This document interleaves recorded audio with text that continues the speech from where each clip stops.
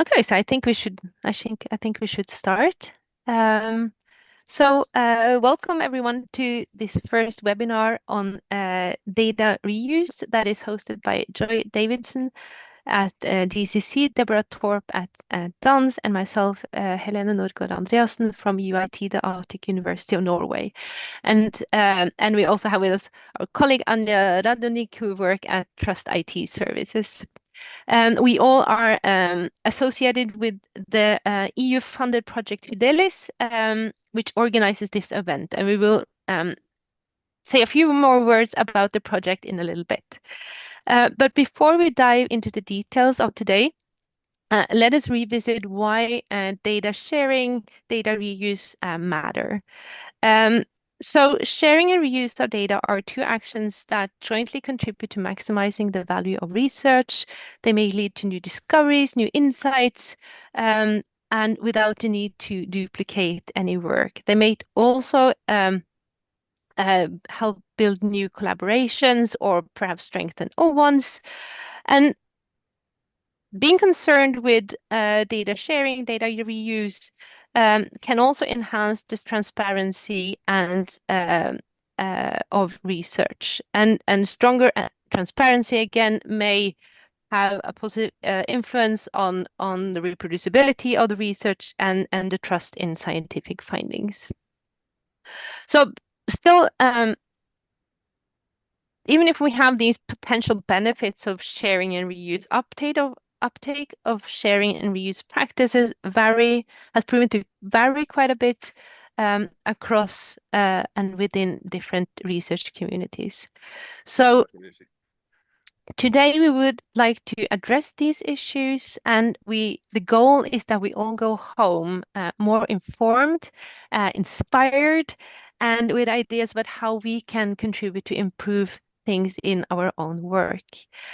So we will have a series of talks from invited speakers, and we hope to have, we will have quite a few discussions where we will focus on how data professionals can better support and collaborate with researchers in their research data management, and also how we can help them overcome perceived barriers to sharing and reuse. So we would like to offer you who are here in the audience an arena where you can learn and discuss with peers. And we strongly encourage you to bring home what you've learned, to discuss and share it with your colleagues at home, and to make use of what is relevant to your own work. So we will explore different aspects that are related to data reusability. We will start with cultural and educational aspects. Then we will turn to legal and ethical aspects before we end the day with a session on technical aspects. But before we start, a few more words about our project. So Fidelis. Fidelis is a Horizon Europe supported project which aims to establish and operate a network of European trustworthy digital repositories, or TDRs. The project started in January 2025 and runs until December 2027. The project is led by CSC in Finland, and it brings together 25 partners representing national level and also discipline-specific repositories across Europe. And in addition to establishing a network of TDRs, the project Fidelis aims to build capacity among repository staff. So to this end, we will provide access to hands-on training, mentoring programs, and also offering these free open training sessions like the one that we are running today. So let's start.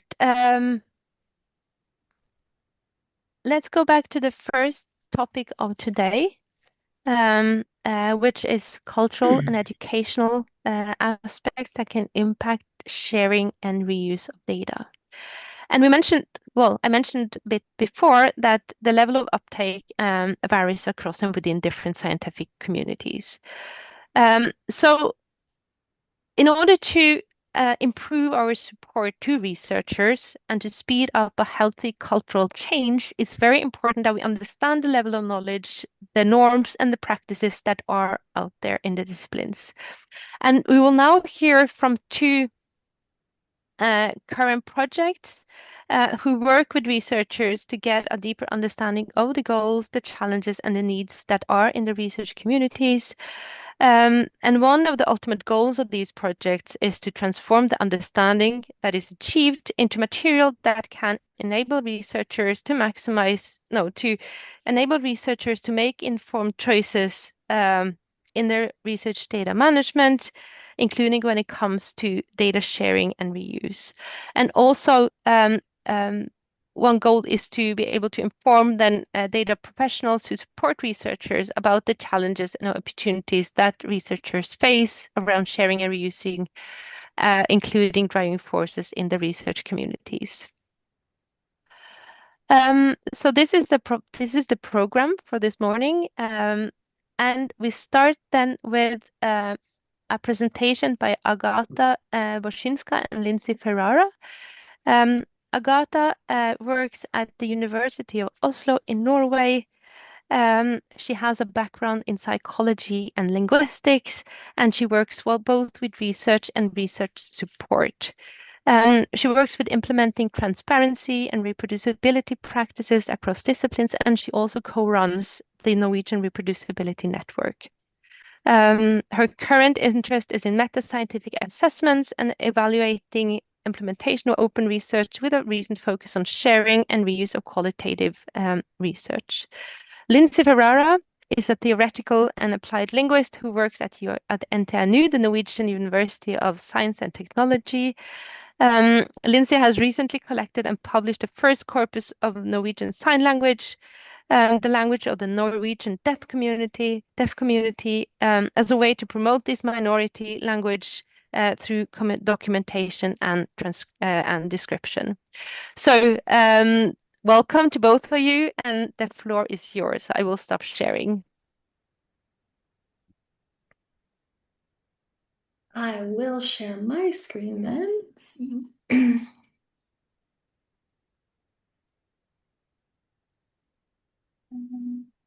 Yes, does everything look okay? Great, thank you. Good morning. Thanks for that introduction, Helena. I will say that the project we're reporting on today actually is in collaboration with Helena as well, but it'll be mostly me and Agata presenting today.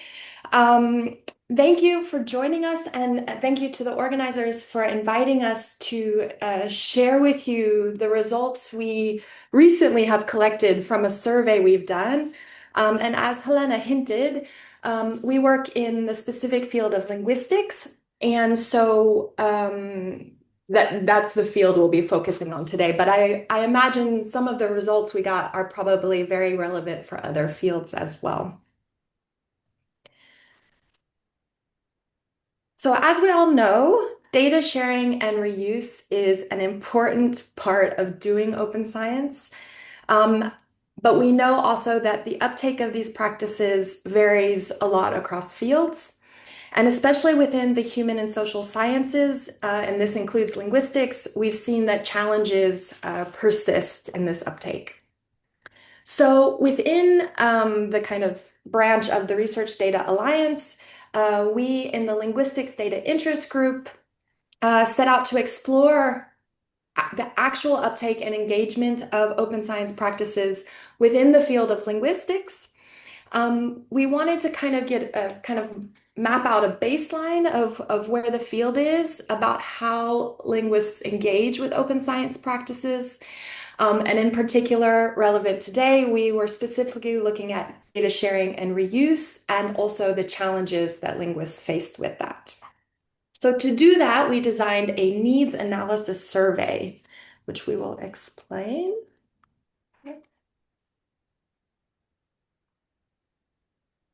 So we drafted questions around three major themes. So first, we asked about linguists' knowledge and perceptions towards open science. So for example, we asked, what what aspects of open science had they heard of, which aspects they engaged themselves, for example, open publishing, open code, open data, etc. And then we also got into their own attitudes and practices, specifically around research data management. We asked them if they've ever published data that they've produced as part of their projects. We also asked, if they even thought it was important to do that. And specifically here, which we'll be sharing with you today, are about the challenges to why they wouldn't archive their data or share their data, etc. The third set of questions we asked about their knowledge and experiences with the infrastructures and the initiatives that support open science, and their experience or their knowledge of the kind of recommended best practice in research data management. Of course, we also asked demographic information, and you'll see that we carried out this survey across kind of a long period. We started in late 2023 and finished early last year in 2025. And that was mainly so that we could get a certain amount of responses so that we could say something in the end of it all. So here's a map of the respondents or where they report working from. And so we tried to distribute the survey as widely as possible. We used our own personal networks, mailing lists, professional organizations, etc. We also tried to target specific institutions to try and get a wide geographic spread. In the end, you can see most of the respondents are from Europe and North America, but we were happy to get some responses at least from other regions like Australia, South America, and Africa. In total, we had 220 respondents, so we were quite pleased with that. And just before we begin to give you a bit of kind of context for the findings that we'll present in a few minutes, here are some of the characteristics of the respondents. They are mostly early and mid-career researchers, although we did have respondents in their PhDs and we had tenured professors as well. They come from a wide spread of subdisciplines. Linguistics is a diverse field, so we have people from applied linguistics to psycholinguistics to lexicology and morphology. So we were pleased that we got this wide spread because it also meant that they work with different data types and data formats. So you'll see here people working with annotation data, audio and video data, spectrograms, eye tracking data. You can also maybe foresee there that we also have a lot of personal data that we use in linguistics, which reveals itself when they talk about challenges. And then they also work with lots of different formats, video files, programming files, and they go from less than a gigabyte to more than a terabyte. So we had quite a wide range of respondents. So that was really positive. And before we get into the specific findings regarding the challenges, we do want to start positive because as you can see here, Agata made this lovely graph. So you can actually just focus on the green colors, the dark and light green. And that shows overall that respondents are positive to open science and positive to data sharing. So for example, this top line, we asked them, is it important that your data is discoverable? And we see that most everyone said, yes, it's important that my data can be found. And as we can see on the third line as well, most are willing to share their data. So we're starting with a very positive group, but as we'll see, they face challenges in actually realizing these goals. And so with that, I think I will turn it over to my colleague Agata, who will lead you through some of these challenges that were reported. Thanks so much, Lindsay.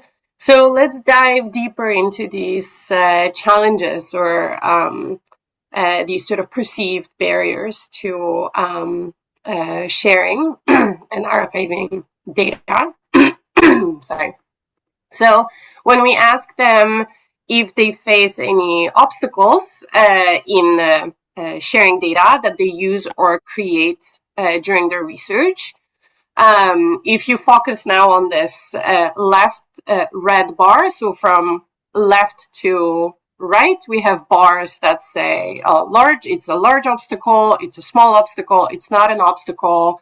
And this last sort of gray bar is just those responses that are not applicable. So those are people that haven't shared data, so they couldn't really say.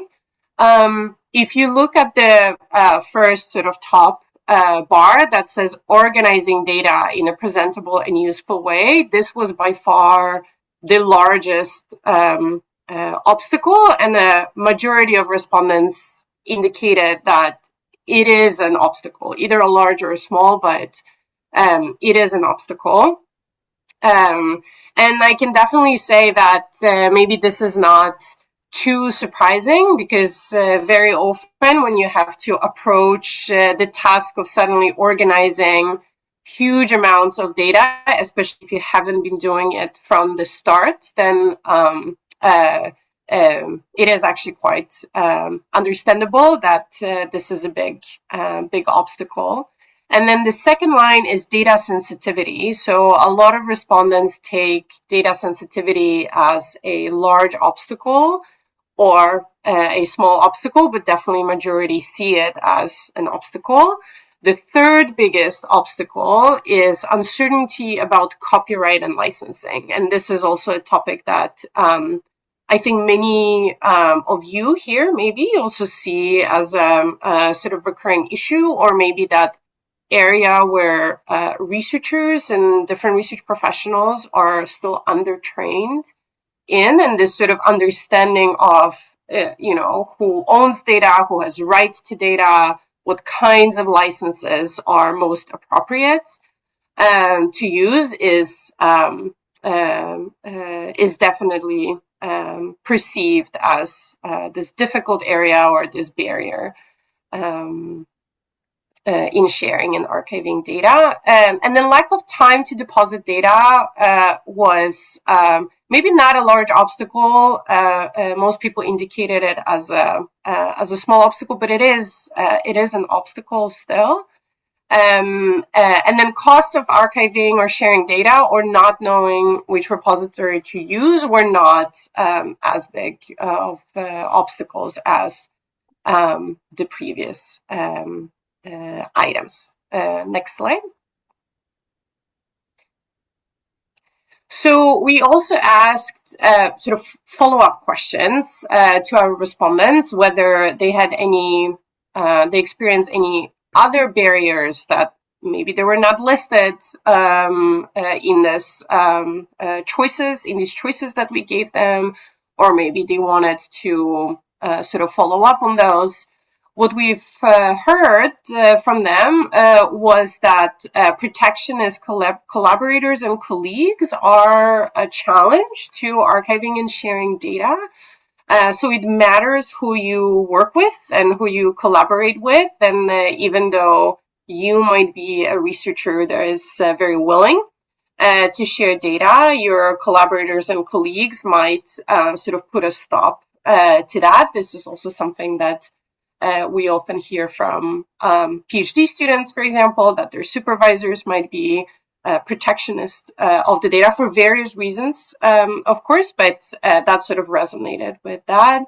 GDPR, which is of course, legal regulation that limits sharing certain types of data, of course, for good reasons, is perceived as a barrier. But also, interestingly, ethics boards and ethics committees who might not always understand why data should be shared.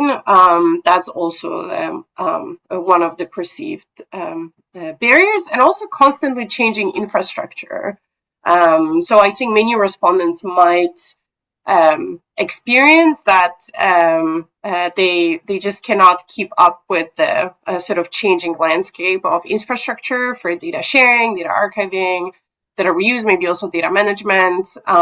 This is also something we are hearing quite often. Next slide. And then when we look at all these challenges, and then we sort of compare them with what's really important to people when they decide to use data. And that was one of the questions that we asked in the survey. So here, when you look at the graph from left to right, you will have bars that indicate very important, somewhat important, neutral, not very important, and not at all important. So if you look at that left left bar on the top row, the overwhelming majority of people we surveyed say the fact that data has good documentation and good metadata is a very important factor in deciding to use or reuse research data or code, and that sort of resonates very much with data organization and documentation being also at the same time the largest obstacle. So it is one of the sort of hardest things to overcome for many researchers, but at the same time, the most important reason when they decide to reuse others' data. The second item, if you look at the second row, complies with guidelines around collection and on formatting or formatting. So again, formatting, complying with guidelines is a very important aspect. So over 50% here respondents indicated that it's either very important or somewhat important. And then when you look at the third line, what also mattered was that the data were from a repository with a good reputation. So reputation of a repository, and here, of course, we don't know how much the respondents know about certified repositories or not, but they need to know that the repository has a good reputation, that is the type of repository we can trust. And that also matters to at least a half of the respondents. And then it also matters that a person that produced the data has a good reputation as well. So the fourth row is the data were from someone I do not know personally, but who has a good reputation. So the person reputation is important. The repository reputation is important. Interestingly, the reputation of an institution where the data is coming from, if you see second to last row, is not as important of a factor. So those are maybe the most important highlights from that. Next slide. So if we were to sort of suggest and brainstorm a little bit how we think we could mitigate these challenges or these barriers to data sharing and reuse, at least from the results of this survey, we definitely see the need for more support for data management, organization, licensing, all these steps before the actual archiving, and definitely more support at the sort of planning stage before it becomes a huge task to do it right before archiving. Because data organization and documentation have been mentioned as both the largest obstacle and the most important thing when deciding to reuse data, definitely more hands-on training. So something that will, and we say hands-on because that would be something that would make the researchers maybe a bit more comfortable in being able to really do it when they get back to their own data. And also definitely some training like mini lectures or courses on data licensing, including issues around rights to data and copyright.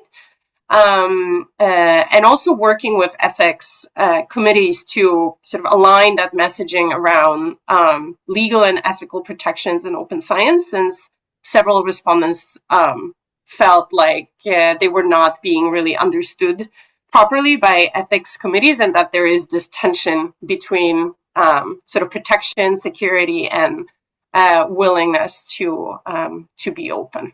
All right, next slide. Okay, so with that, thanks so much for listening. If you're interested in what the Linguistics Data Interest Group is doing, we provide a QR code to the landing page on RDA website and the link as well. So we'll most probably also communicate there. There is the more complete results from this survey that are coming out hopefully very, very soon. Thanks a lot. Thank you so much to Agatha and Lindsay. I'm gonna share my slide again. Now I hope, yeah. So what we're gonna do now is to continue the discussion that was initiated by Agatha and Lindsay um, in breakout rooms. Um, so so what we would like you to do is to think a little bit about what Agatha and Lindsay have been talking about. If there's anything in the talk that is familiar to you from your own work with research data, your own work with research data management support, is it anything that surprises you in what you've heard? And most importantly, how could we proceed to improve things? So what we would like you to do is to visit the breakout rooms and share your thoughts and experiences with your fellow participants. And the overarching goal with this exercise is to kickstart your own work on identifying requirements and barriers to reuse of data in your own field and or in your own repository. I am not able to share my slide with you inside the breakout room, so I will put these kind of instructions into the chat. In addition to, let's see, in addition to uh, uh, a link to a Slido, because what we would like to ask you to do is to, in addition to having a great time in the breakout rooms discussing with each other, we would like you to take one or two comments or questions that arise from the discussions or that you have already thought about during the presentation from Agatha and Lindsay and put it into the Slido, which I will activate very quickly. And then we can join in the main room in approximately 12 minutes or so, and then have a wrap up together. So Anya will send you into breakout rooms and just call me if there's something that is, yeah, if you have any questions. I would just encourage everybody to click on the Slido link before I assign you to the breakout rooms, which I'll do in a few seconds, just so Yeah. you don't lose anything. But Yeah. you'll have 4 to 5 people in your breakout room. So see you soon. Yes. Mm-hmm. See.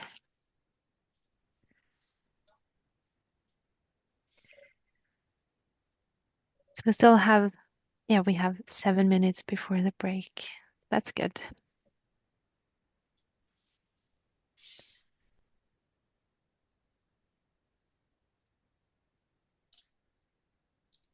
Because from my experience, we were busy chatting and we didn't put a lot in the Slido.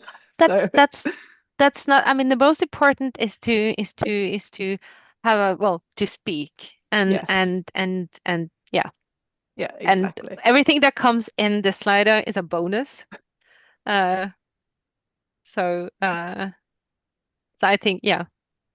I mean, little activity in the Slido is actually a good sign. That's true. So, but it's not everybody, who's comfortable speaking who can then decide to just write things in also. Uh, okay, I guess we have a bit. So are the rooms closed? No. They should be closing.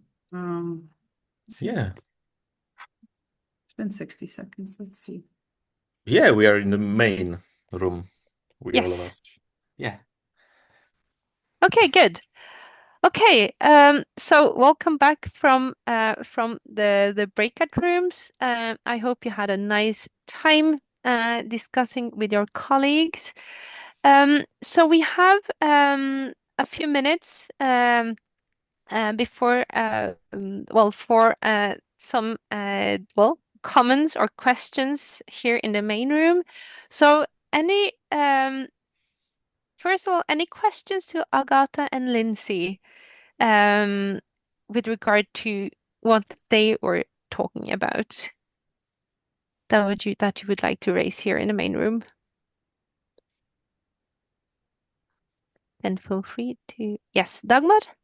Yeah, actually, just a question, and maybe it was said. I'm sorry if I missed it. The survey questionnaire, is that available anywhere? Because and if so, is it reusable? I would assume so. Should I? Agatha? Yeah, Lindsay? Go ahead. Go. Yeah, it will be. We're kind of writing the paper up, so we haven't archived all the data yet. But we'll be archiving the survey, and there you can see all the questions we asked, and then all the responses as well. So we'd be happy for people to use it as a starting point to work on surveys for their own purposes. I think I can say for the group. Excellent, thank you. Any other questions or comments?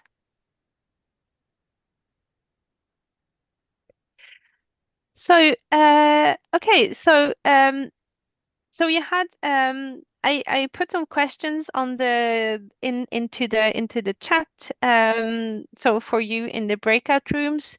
So any thoughts you would from the breakout rooms that you would like to share here? Any things that you are discussing that you perhaps would like to share with the rest of the group?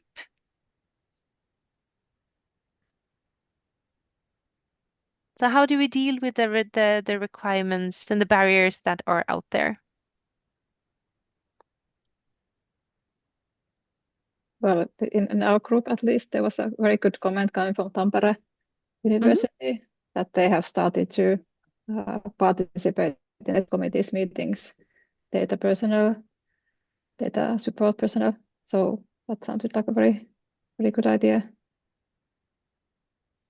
So what were their experiences from that? Did they maybe Tampere wants to comment. Yes, I'm Shaila from Tampere University, and my comment is that it is a great opportunity to see how the ethics committee work and sort of talk about the aspects of data management and data protection more in detail. Yeah, that's a very good, yeah. So joining the how to say joining forces within the institution to have the possibility to learn and discuss with different groupings is always a good step. Deborah? Yeah, so when I was listening to the presentation, I thought the recommendations were really, really useful. And I thought that especially the practical, the hands-on guidance for researchers in terms of organizing their data. And I was wondering, so we talked a bit about the barriers to providing that kind of support in terms of capacity and budget, like in terms of data stewardship capacity. So how can we move beyond this theoretical data management training to the more hands-on that researchers need, like in terms of their own, like how do they organize their own data? And yeah, it's a challenge. In my previous job as a data steward, we were running a pilot on providing embedded data support. So I worked with 3 researchers in a very embedded capacity where we would say, let's have a look at your data. How can we organize this? But we had really limited capacity for that. So I was curious to hear if anyone had any solutions on moving into this really hands-on support. And also the speakers, are you yourselves at your institution acting on those recommendations? No, I can just say that, yes, it's incredibly difficult. We were talking with Lindsay when preparing this presentation that this hands-on training is also extra important because with data organization, documentation, it wouldn't even help to make it, I don't know, discipline specific or topic specific. It really has to be about that data set. So Deborah, what you're saying is really important, that there is a person there who can say, let's sit down and let's look at your data set right now.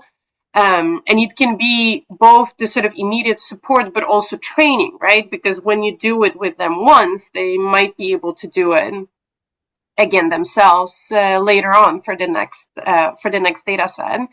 I do not have the answer to how to solve the capacity issue. It very much resonates that it's a big challenge. I will let Troy have the last comment before the break.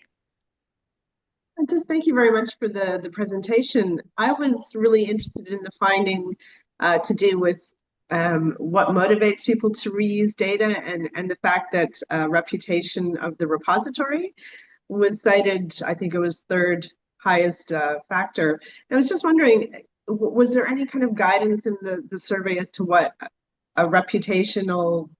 is a good reputation for a repository, or, did you provide any information on that? Or if not, it would be interesting to know how the researchers conceive of reputational, what is a good reputation for a repository? I can just say from the survey, we didn't get into details like that. No. Just as a researcher myself, I can imagine reputation has things to do with, oh, my colleague used it and enjoyed it, or, things like that. I actually didn't know that repositories could be certified until I was literally archiving data with someone. So for me, at least, that came very late. I was lucky that I had picked a certified repository by chance, but yeah, I think that could be actually a very interesting kind of concept to explore. But at least for me, I had not kind of been aware of that beforehand. But yeah. We also, just as a very short comment, we also asked them to list in the survey any repository that they were aware of, that being discipline specific or other. And also, of course, many of them have commented on their answers. So these are also data that will be interesting to to report also. Dagmar, the very final comment or question? Yes, okay, thank you. I will try to be quick. We had a little discussion in our small group about the comment by people that they said they didn't know which repository to use, and the question there is really a bit how the question was formulated. Is it that people didn't have a clue what is a good repository in their specific field, or is it they didn't know which repository to use that would comply with funder requirements? And there I'm referring, of course, specifically, I'm sorry, I work for the European Research Council, and which is part of the EU Research Framework Program, Horizon Europe. And there are, of course, quite strict requirements on the metadata, that it has to be a trustworthy repository in the sense as it is explained in the annual annotated grant agreement, etc. So maybe it's not entirely clear what exactly people were saying. They didn't know where to put their stuff, or they didn't know whether the chosen repository was good enough. And in that context, the ERC commissioned a study on repositories that to what extent they comply with the requirements of Horizon Europe. So I would just drop this reference in the chat, and then whoever is interested can maybe have a look at it. Maybe that's useful. Thank you. Great. Thank you so much for these all these this activity in the breakout rooms and also in the discussion. We will have a very short break, 5 minutes or so before we continue. But if you have any questions or comments that relate to what we have been talking about, of course, the chat is open, and the people now in the room, so you can also contact people directly if you want to do that. So thank you very much, and we'll see each other again in about 5 minutes. Okay, so it's 10:14, and I think we should continue. I hope everyone is back from the little break.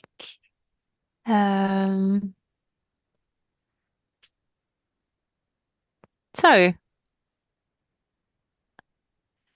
So next up on the program, we have Beth Knazuk from the Digital Repository of Ireland. I hope you are here, Beth. Oh, yes, I'm here. Oh, okay, Hi. good. Just checking that you're back from the break. So, so Beth is the research and engagement manager at the Digital Repository of Ireland, where she is working to advance the repository support for fair research data through alignment with European and international infrastructures and policies. Beth offers classes, events, and other engagement activities to promote the DRI's services, and she is the organizational liaison with the Research Data Alliance, collaborating with international colleagues in developing best practices and opportunities for innovation in open research. So we're very happy to have you here, and floor is now yours. So I will stop sharing and let you start sharing your screen. Oh, it doesn't look like I can. You can request sharing for this meeting. Sorry, I've sent a quick request. Okay. Yeah. We I have time. think yeah, now you're Okay, co-host. I got it now. Yeah. Perfect. Good. Sorry about that. You know, you always test these things in advance, and inevitably the one time you don't is the time it's not going to work. All right. Thank you so much for having me here.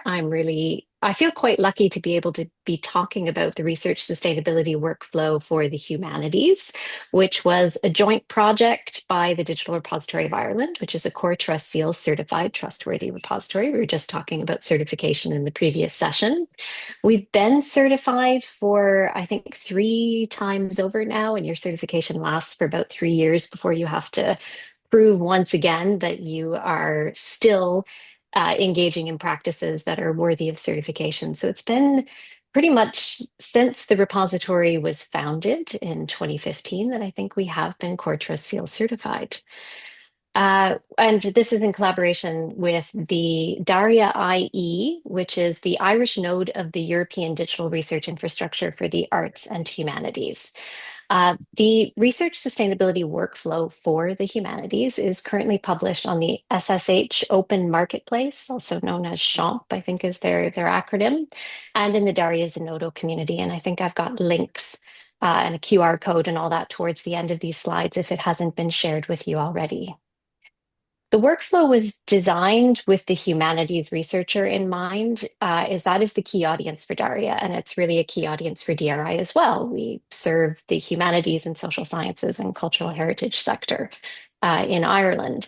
But its recommendations, as you'll see in a second, are really not very discipline specific and should have applicability more broadly.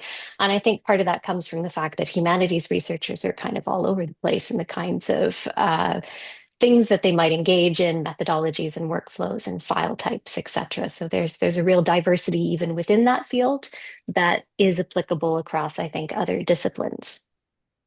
But we did want to talk specifically to humanities researchers, and we've labeled it for humanities researchers, as they are a particular group that don't often think of their research practices as data producing, and I think are more likely to struggle with data sharing post-project. So we did want to make sure that we put their name into this so that they saw themselves reflected in the sustainability workflow.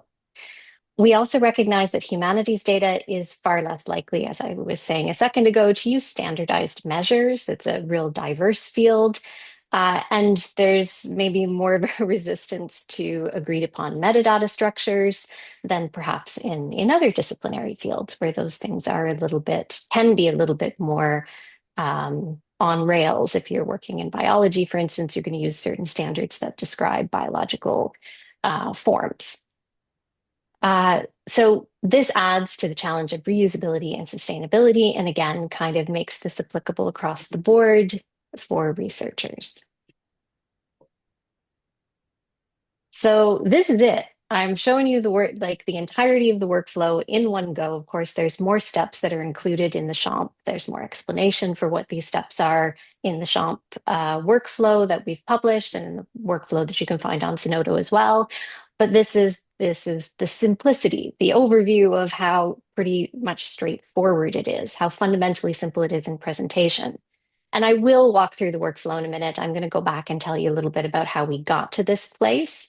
But this is your sneak peek at where we're going.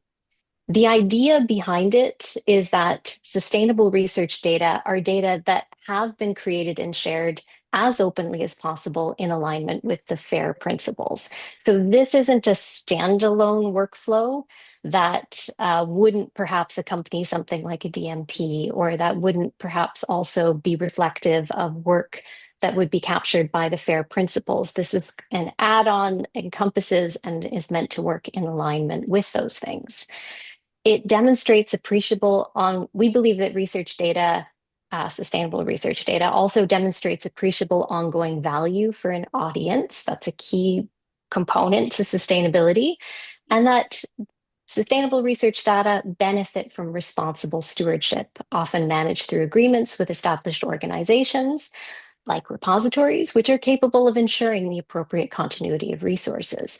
I think a lot of times when we talk about sustainability, we are talking about actions that researchers can do to set things up for sustainability, but ultimately the responsibility for ongoing sustainability and the types of timeframes that we tend to talk about with long-term preservation repositories like DRI will live beyond the researcher. It's not ultimately the researcher's sole responsibility to then ensure sustainability, to ensure persistence, to ensure long-term preservation, but they can set it up so that their repository partners or the organizations that might be stewarding their data have what they need in order to ensure that long-term success.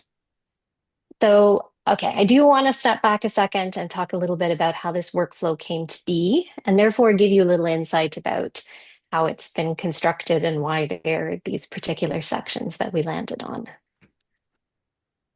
And to do that, I have to go back to 2024 and a pilot scheme that we ran called the DRI Legacy Data Preservation Pilot Scheme.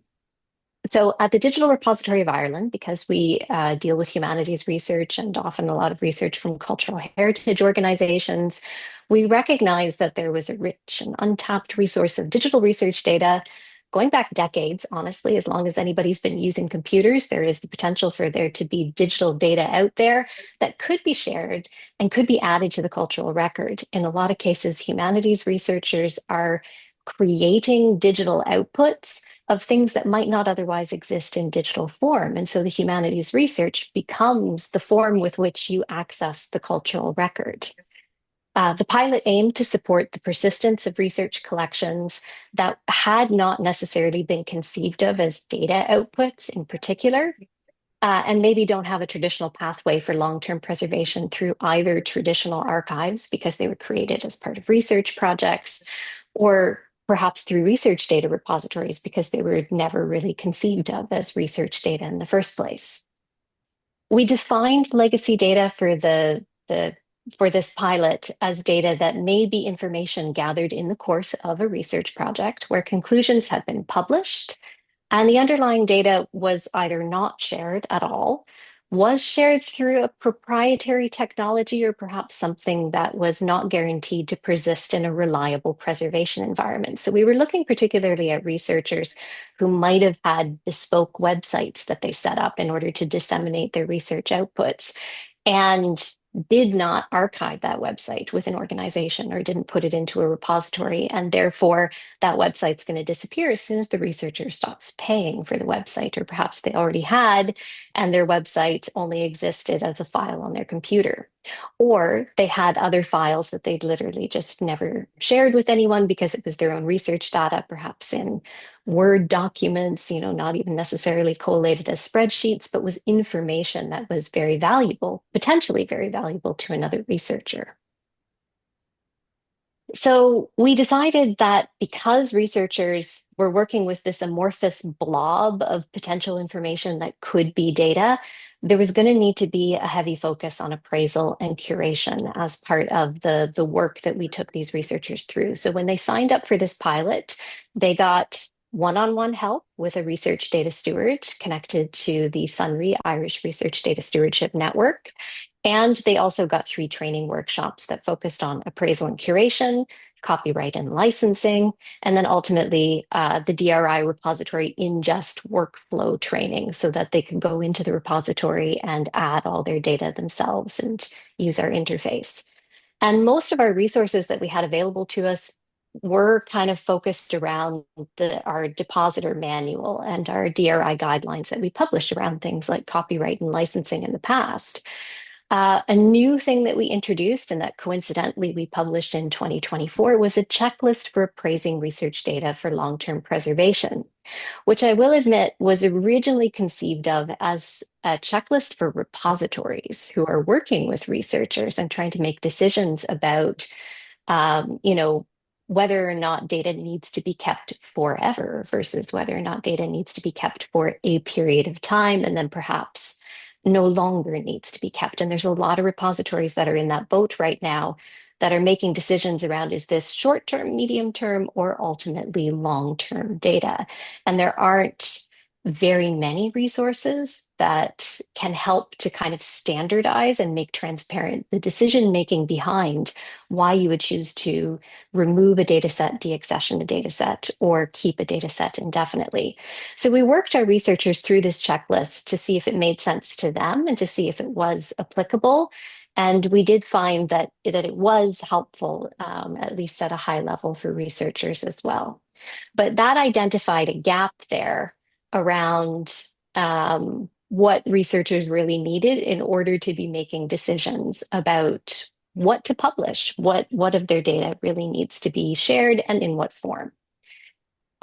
So results of the pilot is that we had 8 applications and ultimately 7 research areas and public and data sets that were published, or collections as we might refer to them in DRI, covered a wide variety of humanities and a little bit of social sciences. And ultimately, a bunch of websites, videos, documents, audio files, image files, a variety of things that we kind of expected to see from cultural heritage.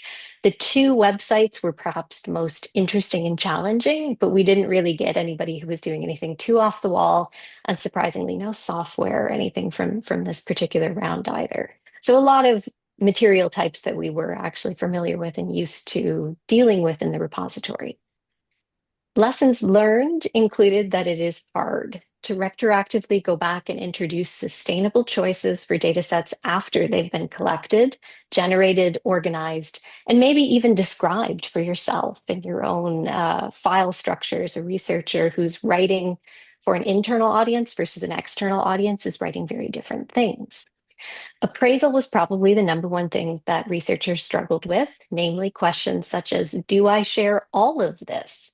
What's useful? What is actually suitable for long-term preservation? And then a lot of questions around copyright and licensing came up after the fact too, particularly with researchers who were working with material that had come from cultural heritage organizations that they did not own and were effectively republishing.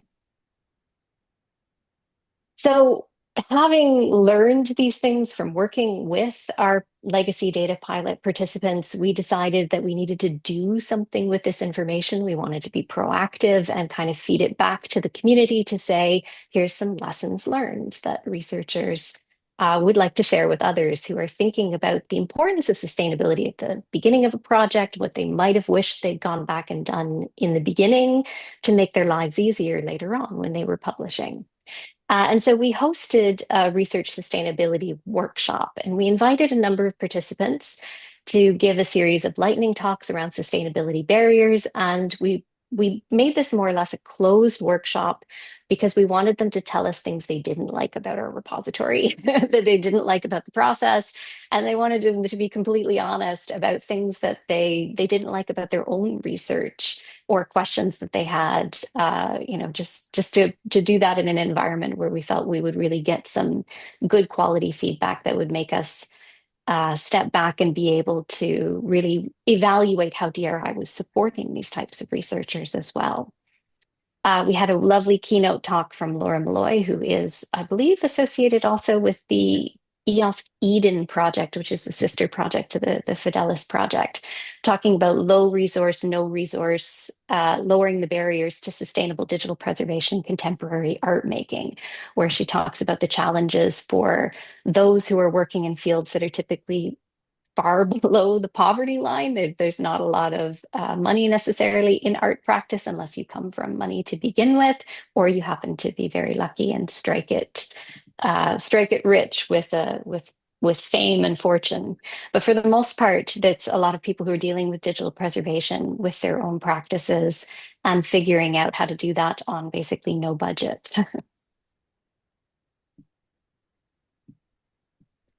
So the workshop itself was a closed workshop, as I mentioned, but we did publish our kind of takeaways and results, and we've got a blog post there, and I can drop that link into the chat later if anyone's interested in reading it. But you should also just go to the DRI website, and it's in our blog series.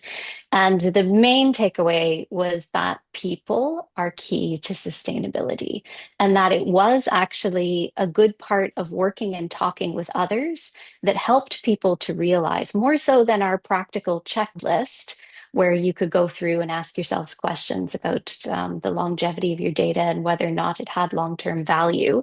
It was talking with others about whether or not your data had long-term value that really provided the best result for researchers.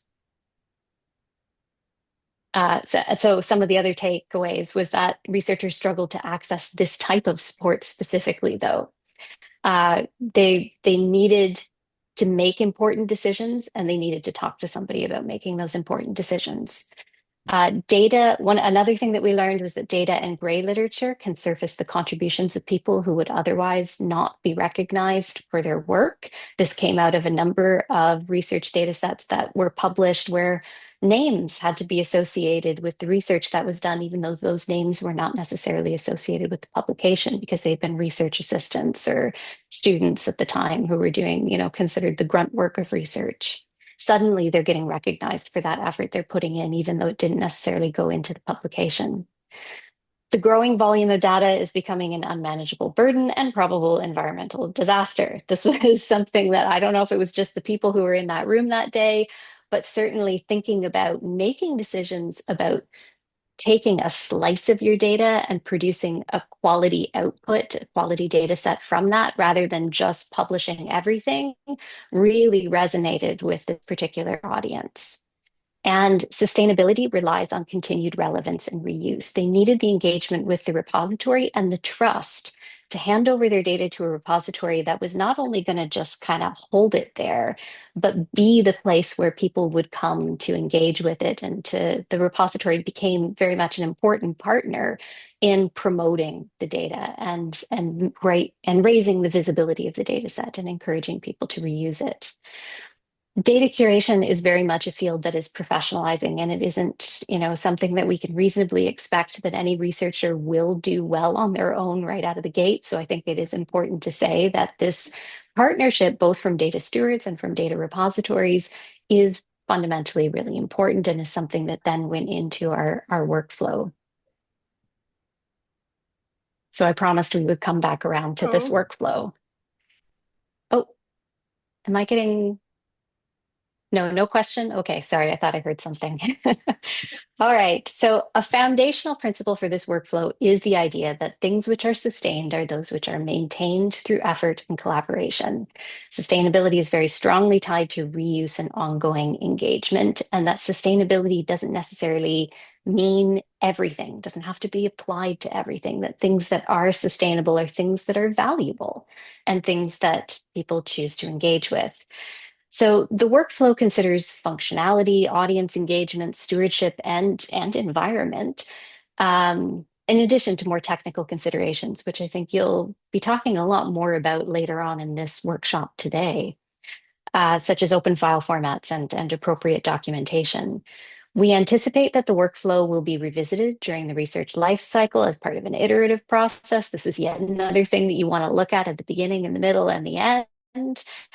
And it should be used in combination with a data management plan. In fact, our very first recommendation there about setting up a research project says that, starting with a DMP, even if you don't think you have data yet, start with a DMP and ask yourself questions about your research using the questions that are standardized through that data management plan to see if there's a potential for data, even if you don't necessarily see it in the beginning. And look at examples of other data sets, in particular, looking at other DMPs by other researchers who've done similar researcher right at the beginning to see potentially where you might be going. And this is where journals that publish data articles as well are very useful. Other guidance on preparation and documentation, such as FAIR, is also clearly something you want to be looking at right from the outset. So the two tiers here, reflecting and engaging. The reflecting piece is obviously setting up your project, thinking that there might be data in the first place. Okay, so what do I need? What do I think my data set could potentially look like at the end? Let's think about that at the beginning. Then thorough documentation of all of your sources, which is in the humanities, in particular, recording names and contexts. So names of both original creators of things you might find in museums and perhaps also names of people who helped you along the way in those museums or other researchers that you might have collaborated with. Be very thorough with all those because when you go back to publish your data later, if you know the names of people, that copyright and licensing question becomes a lot easier later on. You know who to ask for permission where permission might be needed. Note licenses if open licenses are already applied, because then you don't have to go back and ask questions. You already know that you can republish. And establish some sense of version control so that you know what data came perhaps from a cultural heritage organization and what you've added to that data set and where your original contributions lie in case those are the things you want to publish separate from the original metadata that you might have gotten from somewhere else. And then in the reflecting final process, when you're going to publish, you're going to select what you need to support your outputs and maybe not necessarily anything else. You could go broader. Maybe there's some unpublished data that you think would be really valuable to the community. But at the very least, what is it that really underlies your publications and your findings? Narrate your data story. This is not necessarily something, the appraisal process doesn't have to be a README file. It doesn't have to be scientific sounding. Tell somebody else about your data and write that down, narrate it, and share the decisions that you made in selecting. And that itself might be the thing that you wind up also publishing alongside your data that adds that rich context that adds to sustainability. Ask permission or set restrictions where data may be sensitive. We heard about this in the previous workshop as well. Sensitive data is a big question. We have a few more recommendations in our workflow, but we have not answered all of these questions or provided you with absolutely all of the resources. We're just asking you to consider these things at these various stages. Then the second tier, engaging, you're going to look at how you can simplify your presentation. You might have created a website, you might have created really complex outputs, you might have put out some software, and that's doing something for the community that you want to reach right now. But is that ultimately the data that needs to be preserved, or is that the engagement mechanism? Create a plain version, if at all possible, of your data so that others can do other things with your data. And this could be something simple like a spreadsheet, or it could be Word documents. That's something that humanities researchers do rely upon. And it's not wrong to share your data in a narrative form if that is the way your data was created. Document bespoke outputs thoroughly if, in fact, those outputs are the things that you think are the most valuable way to engage with the data, so that that mechanism for sharing can also be preserved alongside the plainer version. And then all of this is really contingent on taking that package and talking to somebody like a data steward at a repository, or perhaps someone at your institution or at a cultural heritage organization, or maybe a community group that might be interested in the data output, but have a partnership with someone who can be the reuser of your data potentially, but also someone who can take responsibility for its ongoing engagement. And then the final piece, encourage broad reuse of your data. And sometimes that can be as simple as explaining to others how you think it can be reused or a potential reuse of your data, or talking to others about collaboration and being open to that. Provide detailed user guides or educational resources. Again, if you've got complex outputs, make it as easy as possible for others to learn and use those outputs to follow along. And then clearly license your own data so that others can reuse what you have published. All right, these are just actually some areas that we feel we could expand upon further. This is really draft one of our research workflow, and I think it's open to ongoing iterations, feedback from the community, but I recognize I think I've gone a couple minutes over my time now, so I'll probably skip past this a little bit and move on to the part where I share the QR code and the link there to the workflow as it's published on Champ. And thank you very much for your time. Thank you so much, Beth, for this very interesting presentation. Deborah, do you want to introduce our next step here? I can share my screen again. Yeah, absolutely. Thank you very much, Beth. And I think this does lead into our next step. And I'll just wait for Helena to share the slide. Okay, so we were going to do breakout rooms, but I think we'll keep it in the main room because we have about 5 minutes or slightly more to just have a discussion. And I was having a think before the webinar about what we could discuss, and I was looking at the research sustainability workflow and in a bit more detail. So I was looking at the textual version that you shared as well there, Beth. And it occurred to me that step 5 of the workflow is the area where repositories and researchers and data stewards really start to work hand in hand. So it's provide for the ongoing stewardship and care of your data. And in the long form version of the workflow, it says repositories are not just for storage, they act as key players in scientific dissemination by keeping the data online, active, which is our emphasis, and reusable. And they will benefit from early knowledge of both your data and your expectations. And in the workflow, it recommends researchers, perhaps accompanied by a data steward here, to have a conversation with potential stewarding organizations. And I was just thinking, so some of us here in the audience are from repositories and some of us are more from research support within institutions or maybe researchers. But what are researchers' responsibilities here exactly? And also, what exactly can researchers expect from repositories? So the workflow mentions the active nature of the data. So some repositories do offer active preservation.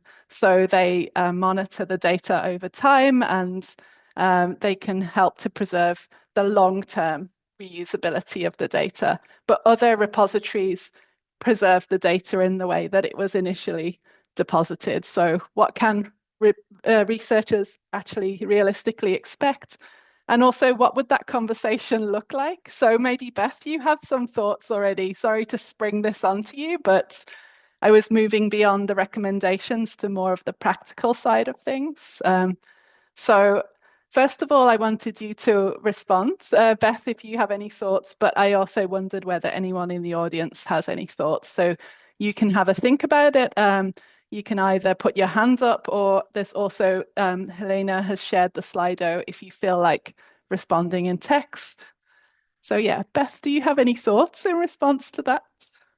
Yeah, I mean, I definitely don't want to dominate this discussion because I'm curious to hear what others might have to say. But when we were writing this, we were writing it from the perspective of, the Digital Repository of Ireland is the repository on the other end of this exchange. And so we're looking at our researchers, particularly those from the legacy data pilot, and what we can or should be doing to support them. And we realized that there was a little bit of a gap there for data sets that doesn't exist in the same way around publications. A publisher will promote a publication. A publisher will disseminate a publication. They're a little bit more active in pushing information about the latest research, which is why people get excited about publishing with a particular publisher because they feel they're going to get more support or they're going to get more attention. And I don't in any way want to recreate that environment for repositories. And yet we kind of realized we were already doing that a little bit at DRI in that we publish announcements when new collections are published. So we've got news items that go out, stuff goes out on social media that says something has just been published. So whether it's a research data set or it's a cultural heritage collection, there's immediate attention on the fact that something's been published that takes a little bit of pressure off the researcher. We've then started in our newsletters to highlight collections, past collections, do little blurbs around interesting things that you can find in DRI. So sometimes your collection might resurface in our newsletter. And we were looking really at what else we could be doing. Now, on the traditional repository activity side of things, I think that we've recently started pushing our metadata to OpenAIRE, which we probably should have been doing long ago, but we finally did start doing that. That's the findability piece that you expect from repositories anyway, that you don't just have to go to the repository website to type something in to find that something's there. It appears in these aggregate indexes. We aggregate to Europeana as well for a lot of cultural heritage material. So if you go to the Europeana platform, you find stuff from DRI. And to really kind of emphasize that discoverability, but the responsibility for discoverability as falling on the repository as much as the researcher. More so than the researcher, because that's why they publish with us in the first place. Thank you very much, Beth. So does anyone else in the room have any thoughts about these questions that I put on the slide? So maybe you're a researcher or a data steward. What do you feel like your responsibilities are in relation to the ongoing availability and active nature of this data? Or maybe you're representing a repository. So what does your repository already provide in terms of this ongoing stewardship and care?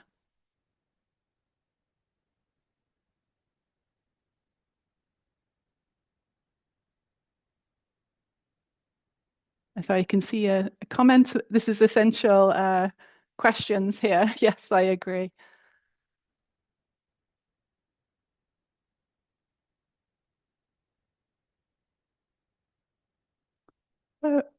Yeah, Lona. Yeah, I'm working for a repository, but we are a repository that is for the active project phase. So we don't do publication, which is important to know. So we deliver a lot of storage to the researchers, and we want to give them already during the active project phase an environment where the data is as fair as possible.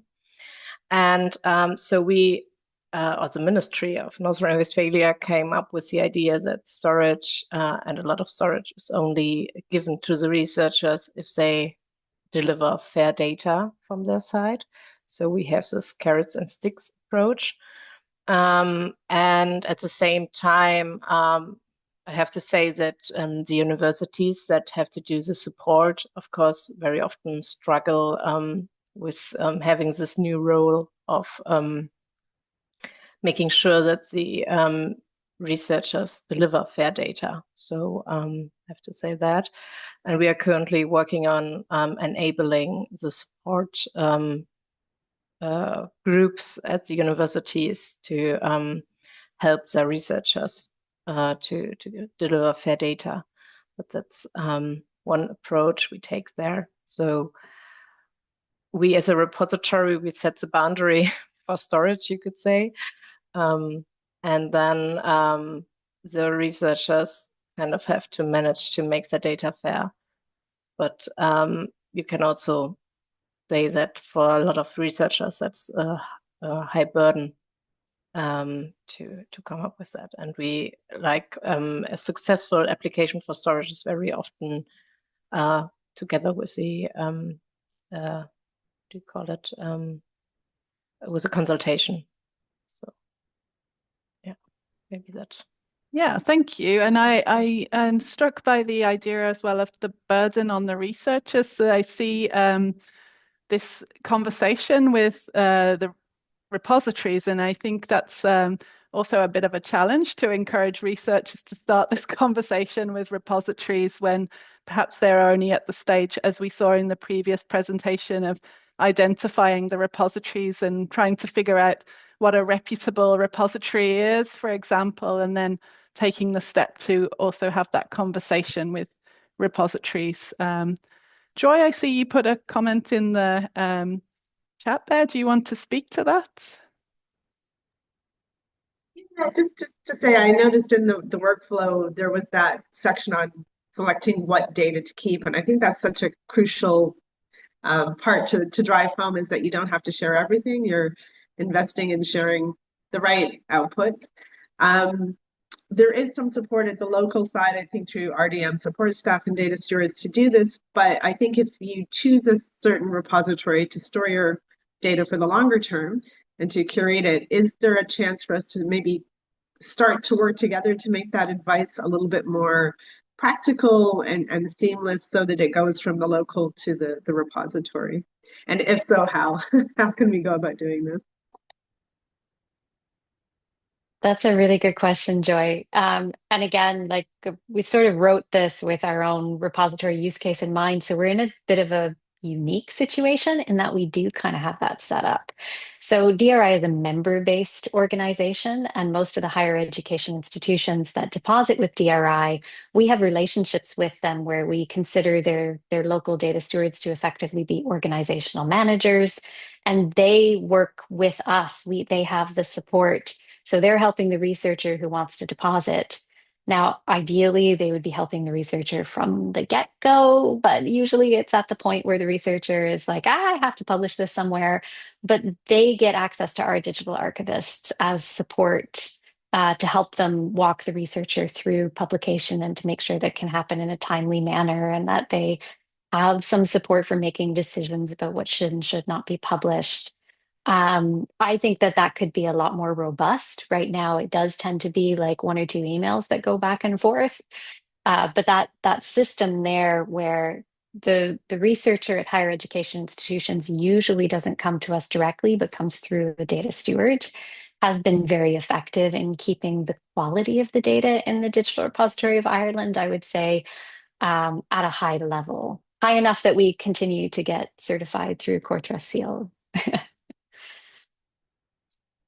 Yeah, and that occurs to me then, Beth, that I was looking at the different levels of curation that repositories can offer. So some repositories just accept the data as it's submitted by whoever is submitting it, and others do a lot of checking with the metadata and the files. But it's a bit self-selecting then with DRI, that the members or the data stewards are involved, maybe.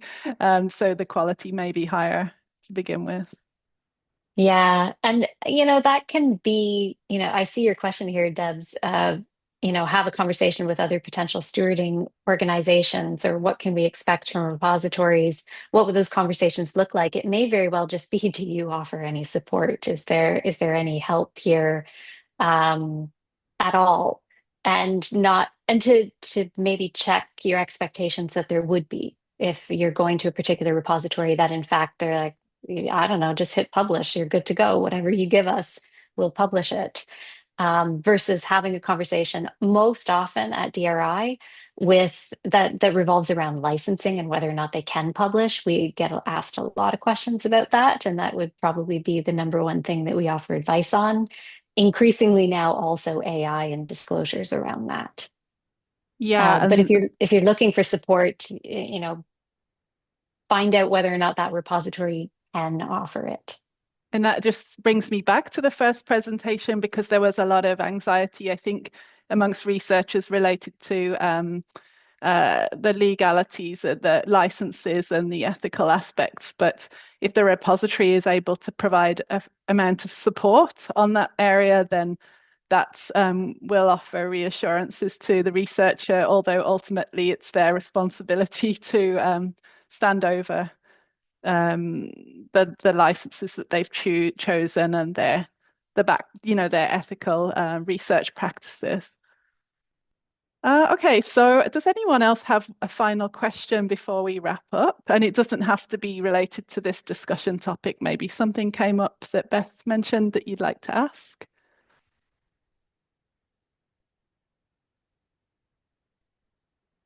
Otherwise, the chat will remain open and oh, I can see there. Henna, would you like to speak to this question or shall we leave this in the chat? Yes, sure, I can. I tried to be short, but about responsibilities, I'm just thinking about questions of motivation, and I think, or maybe it's really important part of the work in repositories, kind of inspire or motivate not only one researcher but research groups and with these topics. And I think it's like not like something you have to do, but kind of show why it's important and trying to motivate them as well. Okay, so we're coming to the end of our hour, so I'm going to hand on over to Helena and Joy to wrap up. Yes. Okay, so thank you so much, Beth, for the presentation and for the activity during the discussion. Just as a closing comment from my side, I come from this discipline-specific repository in linguistics, and I very much appreciate the initiative with this workflow, and I think that one important responsibility among repository is what is written here, that how you make sure that you learn about the needs out in the research community. So because we see that the needs are changing, that the different types of data they change over time, what is most relevant, and also that requirements also change over time. So I think that, and not putting all the burden on the repositories that they come and tell you what they need, but that we as repositories take this very active responsibility when it comes to that. But of course, it has to be a collaboration between repositories and researchers. But I think that events like these help us think about how we can proceed to make things better. So thank you very much for for being here for the first session. And as mentioned, the chat will remain open. But now we will have a short break for approximately half an hour, and then we will turn to session number 2 in this series, where we will focus on legal and ethical aspects. And in this session, we will meet in another Zoom room. So either you will find the correct link either in your registration, or perhaps we can put the link in the chat of this Zoom room so you can get it here before you leave. So if someone can do that, that would be great. Someone who has, yes, okay. So Anya has put the Zoom link into the chat. So if there isn't any other questions or comments, I would say thank you for this, for being here for the first session, and we will meet each other again at 11:30.